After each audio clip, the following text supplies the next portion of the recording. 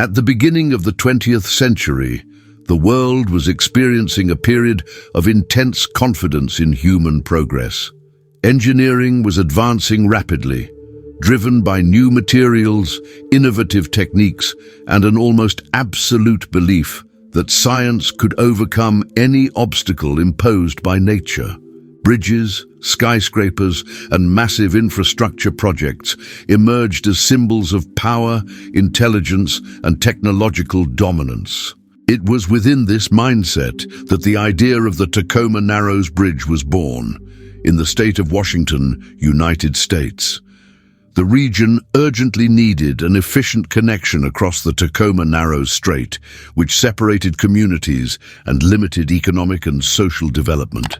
Until then, transportation relied on slow and restrictive ferry services. The bridge proposal was bold. It was not merely about building another functional structure, but about creating a landmark of modern engineering. The design aimed to be elegant, cost-effective, and innovative. To reduce expenses, engineers chose a lighter and more slender structure than traditional suspension bridges. At the time, this approach was seen as progress: less material, less weight, greater efficiency.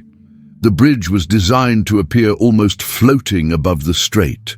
Its narrow and elongated profile conveyed a sense of lightness never before seen in structures of that scale. Engineers and authorities viewed the project as a triumph of mathematics, structural calculations, and rational engineering over natural limitations. However, this confidence concealed a silent danger. While static calculations were correct, meaning the bridge could support the expected weight of vehicles and loads, little was understood at the time about the dynamic effects of wind on large, flexible structures. Aerodynamics applied to civil engineering was still in its infancy.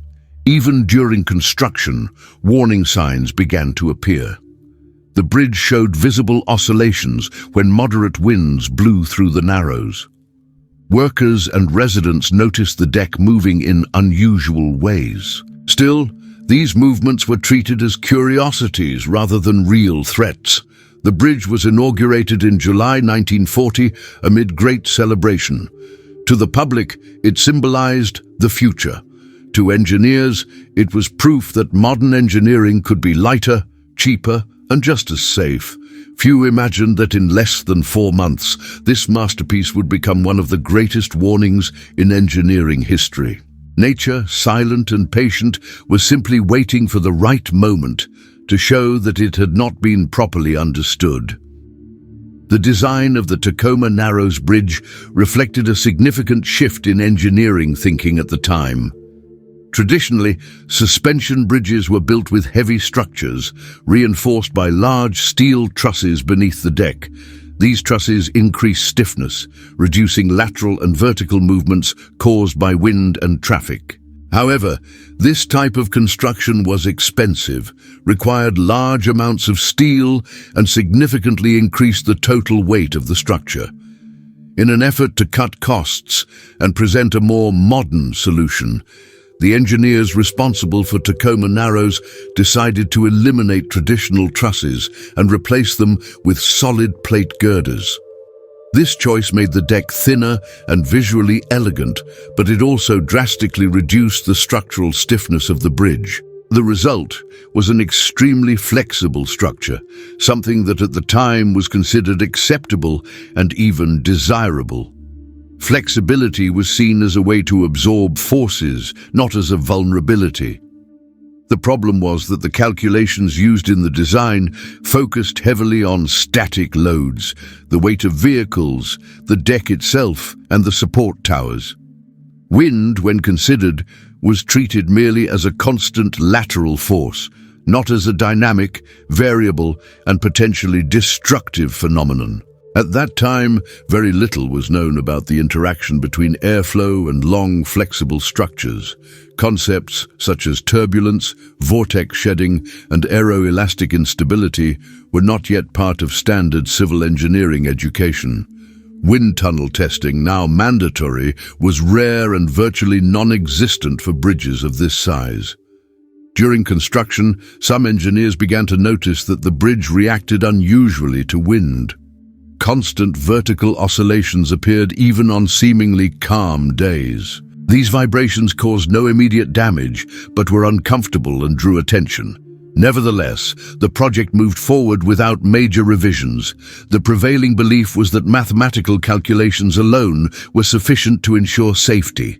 Engineering trusted numbers more than empirical observation of the structure's real behavior. The Tacoma Narrows Bridge was not just a structural experiment, it represented a new construction philosophy. Unfortunately, this philosophy ignored an essential factor. Nature does not behave in a linear, predictable, or static way. Wind does not simply push, it interacts with the structure, responds to it, and in some cases completely dominates it. This invisible conversation between wind and bridge was already happening, and the signs were clear to those who knew how to read them. Shortly after its inauguration, the Tacoma Narrows Bridge began to gain unexpected notoriety. Drivers, pedestrians, and local residents noticed that the bridge deck moved in a strange way, rising and falling as if it were alive. On days with moderate wind, crossing the bridge became uncomfortable and for some, genuinely frightening. These wave-like movements gave rise to the nickname that would become legendary, Galloping Gertie. The name, initially used almost humorously, reflected the way the bridge appeared to gallop under the influence of the wind. For many, it was just a curiosity, an oddity of a modern, flexible bridge. However, for more attentive engineers, these movements were clear signs of a serious problem. The bridge was entering a regime of continuous dynamic vibration, very different from the small, expected deformations of suspension bridges. What was being observed was not normal flexing, but self-sustaining oscillations. Several reports from the time describe vehicles literally surfing over the undulations of the bridge. In some cases, drivers were forced to drastically reduce speed or even stop, waiting for the wind to calm down. Still, traffic was never officially closed. Engineers attempted temporary interventions. Tie-down cables were installed in an effort to limit deck movement. Hydraulic devices and improvised dampers were also tested. However, none of these solutions addressed the real cause of the problem. They merely attempted to control its effects. The critical mistake was interpreting the oscillations as a comfort issue rather than a structural safety concern. The absence of cracks, permanent deformations, or visible failures led many to believe that the bridge was handling the abnormal behavior well. In reality, each oscillation represented an exchange of energy between the wind and the structure. The bridge was not simply reacting to the wind, it was amplifying it. The phenomenon responsible for this was not fully understood at the time, but today it is known that the structure was entering a process of aeroelastic instability. The scientific community observed the case with curiosity, but without urgency. After all, the bridge was still standing. There was no collapse, no casualties. This false sense of security became one of the most dangerous elements of the entire story. Galloping Gertie was not merely moving, she was warning. Each undulation was a silent alert that nature was taking control, while engineers watched, confident they still had time to act. They did not. On the morning of November 7, 1940, the weather in the Tacoma Narrows region seemed, at first glance, relatively ordinary. The sky was overcast and winds were blowing steadily, but nothing suggested an extreme storm. The wind speeds recorded that day were not considered unusual for the area, which made the events that followed even more remarkable. From the early morning hours, the Tacoma Narrows Bridge exhibited movements more intense than usual. The vertical oscillations already familiar to locals appeared with greater amplitude and frequency. The deck rose and fell slowly, as if breathing under the invisible force of the wind. Around 10 a.m., the situation began to deteriorate rapidly. The bridge's movement shifted from predominantly vertical to a torsional behavior, meaning the deck started twisting around its own axis. One side of the bridge rose while the other fell, creating a violent and increasingly unstable twisting motion. Drivers who were still on the bridge managed to escape in time, realizing that something was seriously wrong. A journalist and a photographer arrived at the scene and recorded historic footage that would later become some of the most famous images in engineering history. The oscillations intensified with every passing second. Instead of dissipating energy, the wind was feeding the structural motion. Each torsional cycle became stronger than the last. The bridge had entered a state of total instability, with no possibility of spontaneous recovery.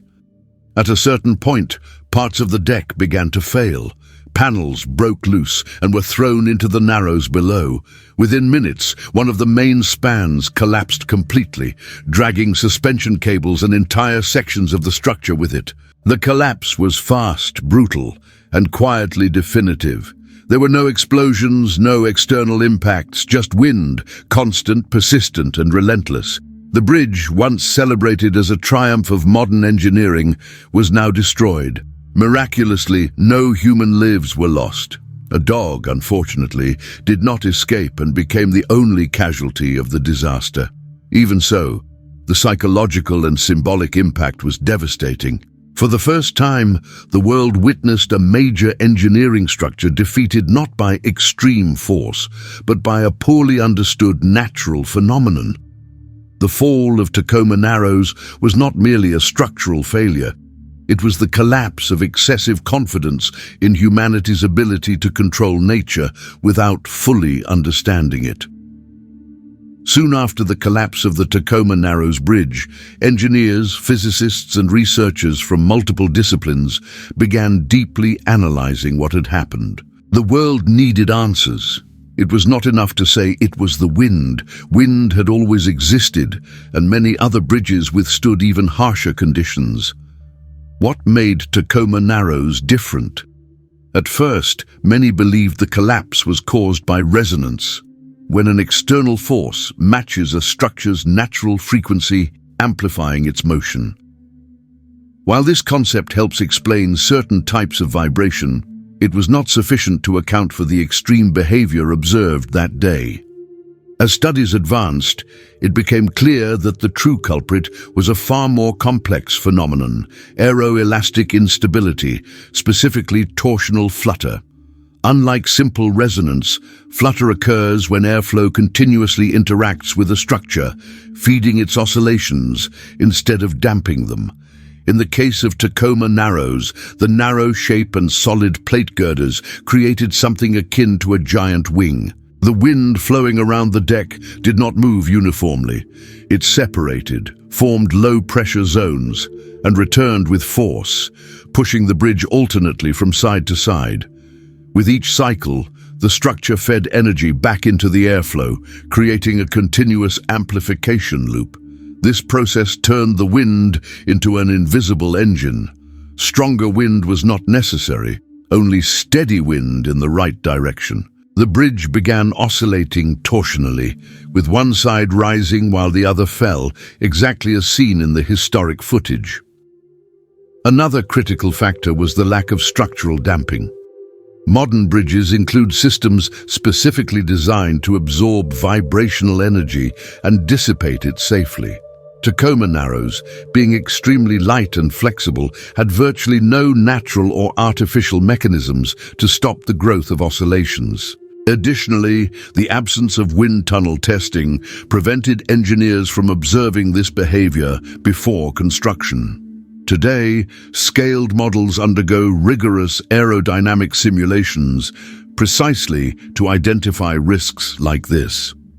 The Tacoma Narrows disaster marked the moment when civil engineering realized that structures are not merely static systems, but dynamic organisms constantly interacting with their environment. The bridge did not fail because it was weak.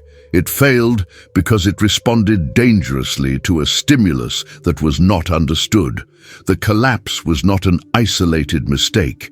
It was a scientific lesson written in steel, wind, and destruction. The collapse of the Tacoma Narrows Bridge had an immediate and profound impact on the technical and scientific community. Engineers around the world were shocked to realize that a newly inaugurated structure, considered safe and innovative, had failed so spectacularly. It was not just the loss of a bridge, but a serious blow to confidence in modern engineering. In the days following the collapse, urgent investigations were launched. Universities, government agencies, and engineering associations began analyzing records, photographs, videos, and technical reports. The footage of the bridge twisting violently in the wind became study material in classrooms and laboratories. One of the first realizations was that existing design methods were insufficient to deal with complex dynamic phenomena. Civil engineering had, until then, focused heavily on material strength and static loads. Tacoma Narrows exposed a dangerous gap, a lack of deep understanding of how structures interact with time-varying forces. The disaster also had political and economic repercussions. The bridge had been funded with public money, and its destruction triggered criticism, questions, and pressure on those responsible for the project.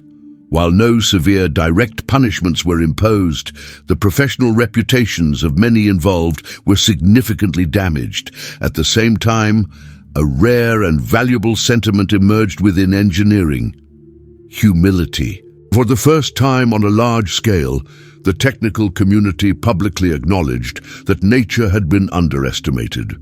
This was not merely a calculation error, but a conceptual failure. The bridge made it clear that structures cannot be designed simply to withstand forces. They must be designed to coexist with them. Wind is not a dead load. It is a living, changing, and unpredictable phenomenon. Tacoma Narrows quickly became a mandatory case study in civil, mechanical, and aerospace engineering programs. The disaster began to be taught not as a curious exception, but as a permanent warning about the limits of human knowledge. More than a failure, the collapse was a turning point. It forced engineering to evolve, integrate new disciplines, and abandon the illusion that isolated calculations could predict everything. The bridge fell in minutes, but the intellectual and scientific consequences of that event continue to shape engineering to this day. After the initial shock and investigations into the collapse of the Tacoma Narrows Bridge, civil engineering entered a period of profound transformation. The disaster was not treated as an isolated mistake, but as a clear signal that traditional methods needed to evolve. From that moment on, designing large structures required a far more multidisciplinary approach. One of the most important changes was the definitive incorporation of aerodynamics into bridge design. Before Tacoma Narrows, wind was primarily considered a static lateral force. After the collapse, it became clear that wind had to be studied as a dynamic phenomenon capable of actively interacting with the structure. Wind tunnel testing became essential. Scaled bridge models were built and exposed to different wind speeds and directions, allowing engineers to observe dangerous behaviors before real-world construction. These tests revealed phenomena that isolated mathematical calculations could never predict. Another crucial change was the redesign of bridge decks. Aerodynamic profiles were adopted to allow air to flow more smoothly around the structure, reducing vortex formation and low-pressure zones. Bridges ceased to be merely strong structures and became aerodynamic objects. In addition, damping systems became common. Mechanical dampers, tuned mass dampers, and other devices were integrated into modern bridges to absorb vibrational energy and prevent the growth of dangerous oscillations. Flexibility began to be carefully controlled rather than simply accepted. The impact of Tacoma Narrows also extended beyond civil engineering.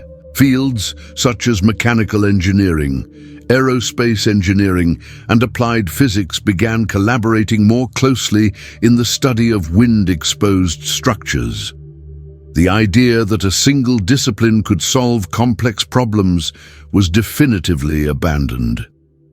Iconic bridges built in the following decades, including modifications to the Golden Gate Bridge and many major suspension bridges worldwide, directly incorporated the lessons learned in 1940. Each of them carries, invisibly, the memory of the Tacoma Narrows failure. More than new techniques, the most important legacy was cultural. Engineering began to place greater value on experimentation, real-world behavior observation, and respect for the limits of human knowledge. Tacoma Narrows was not just a bridge that fell, it was the bridge that forced engineering to grow up. After the destruction of the Tacoma Narrows Bridge in 1940, the region once again faced the same logistical problems that existed before its construction. The Narrows became a barrier again, forcing residents and workers to rely on ferry services for crossing. This time, however, rebuilding would not simply repeat the past. It would become a symbol of learning. In 1950, a new bridge was inaugurated at the same location. Unlike its predecessor, this structure was designed with extreme attention to wind effects. Deep trusses, increased structural stiffness, and aerodynamic design elements were incorporated from the very beginning. Every design decision directly reflected the painful lessons learned 10 years earlier. The new bridge did not aim to be merely elegant or economical. Above all, it had to be safe. Wind tunnel testing was conducted, and dynamic analysis guided every stage of the project. Engineering, now more humble, acknowledged that nature must be studied rather than blindly challenged. The remains of the original bridge were not forgotten. Parts of the submerged structure still lie at the bottom of the Narrows today, serving as a silent memorial to the disaster. For many engineers, these wreckage pieces represent more than twisted steel. They are physical reminders of the cost of technical arrogance. Additionally, the story of Tacoma Narrows became widely shared in books, documentaries, and university courses. Unlike other disasters that tend to be hidden, this one was exposed, analyzed, and transformed into knowledge. Failure became an educational tool. The bridge site began attracting not only traffic, but also scientific and historical curiosity. Engineers, students, and researchers visit the area to understand how a design decision can lead to such profound consequences. Over the decades, the new Tacoma Narrows Bridge has proven that the lessons were truly learned. It remains standing, resisting the same winds that destroyed its predecessor. That endurance is the strongest evidence that when mistakes are acknowledged, they can lead to progress. The legacy of the original bridge is not only in what collapsed, but in what was rebuilt with greater wisdom. Engineering did not erase the past, it built upon it. Even decades after the collapse of the Tacoma Narrows Bridge, its story remains remarkably relevant. Engineering has evolved, methods have become more sophisticated, and computers now simulate complex scenarios with great precision. Still, nature remains a factor that can never be fully controlled. The Tacoma Narrows case is often cited whenever major structures face unexpected failures. Bridge collapses, excessive vibrations in tall buildings, and even issues in modern wind turbines demonstrate that the interaction between structures and wind remains a significant challenge. The difference today is that these phenomena are better understood, but never completely eliminated. The most enduring lesson is the need for caution when embracing innovation. New materials, bold shapes, and increasingly lightweight structures offer economic and aesthetic advantages, but they also introduce unknown risks. Tacoma Narrows reminds us that every technical advance must be accompanied by rigorous testing and deep analysis. Another critical aspect is the role of climate change. Extreme wind events, stronger storms, and unpredictable atmospheric patterns impose new challenges on modern engineering. Designs based solely on historical data may prove insufficient in a changing climate. The bridge also reinforces the importance of a strong safety culture. Ignoring early warning signs, such as vibrations, unusual noises, or abnormal behavior, can lead to serious consequences. Galloping Gertie issued warnings for months before collapsing. Today, sensors, real-time monitoring, and artificial intelligence help identify risks early, but final decisions still depend on human judgment. Tacoma Narrows also teaches that failures should not be hidden. Technical progress advances when mistakes are openly analyzed and transformed into collective learning. Each case study strengthens future generations of engineers. More than a historical episode, the bridge's collapse is a continuous reminder that engineering and nature are in constant negotiation. It is not about conquering or dominating, but about understanding, respecting, and adapting. As long as humanity continues to build structures that are bigger, taller, and more ambitious, the lesson of Tacoma Narrows will continue to echo in the wind. The collapse of the Tacoma Narrows Bridge was not merely a technical event or an isolated design failure. It became one of the greatest metaphors in the history of modern engineering, a clear lesson that knowledge, when paired with excessive confidence, can become dangerous. The bridge was designed by competent professionals using the best resources available at the time. There was no deliberate negligence or intentional carelessness. What occurred was something more subtle and far more common, the belief that what was not yet understood simply would not matter. Nature, however, does not respect gaps in human knowledge. Tacoma Narrows taught that engineering cannot exist in isolation. It must dialogue with physics, meteorology, applied mathematics, and above all with observation of the real world. Calculations are essential, but they do not replace deep understanding of natural phenomena. It also taught that warning signs should never be ignored. The bridge spoke for months through its oscillations, yet these messages were downplayed. In any complex system, whether a bridge, an aircraft, or a power plant, small abnormal behaviors are usually warnings, not coincidences. Another essential lesson concerns responsibility. Large structures affect not only engineers and investors, but entire communities. Safety, therefore, cannot be a negotiable element sacrificed for cost savings, aesthetics, or rushed innovation. Today, more than 80 years later, engineers still study Tacoma Narrows, not because it failed, but because its failure generated knowledge.